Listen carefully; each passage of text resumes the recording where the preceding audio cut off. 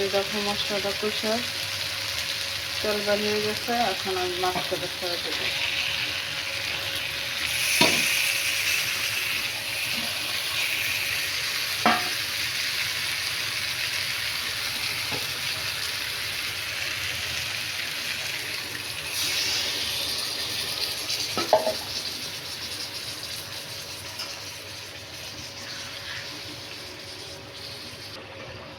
প্রতিদিন তো জিরা বাটাটা একসাথে দিই, আজকে একসাথে দিলাম না, আমি যে আলাদাভাবে দিলাম।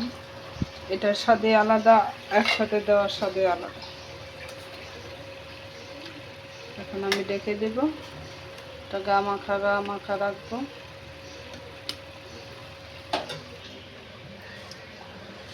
এই যে সাজনা দিয়ে মসুরির ডাল, এখন তো সাজনা সিজন, আর আম ঠাকুরের হাতে না দিয়ে তো খাবো না। সাজনা দিয়ে ডাল আর মসুরির ডাল দিয়ে হয়েছে পুঁই শাক।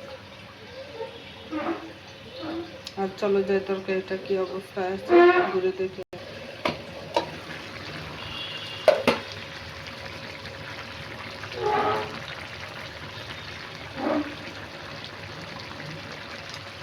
5 মিনিট দমে রেখে নামায় ফেলাবো। এই ছিল আমাদের আজকের আয়োজন।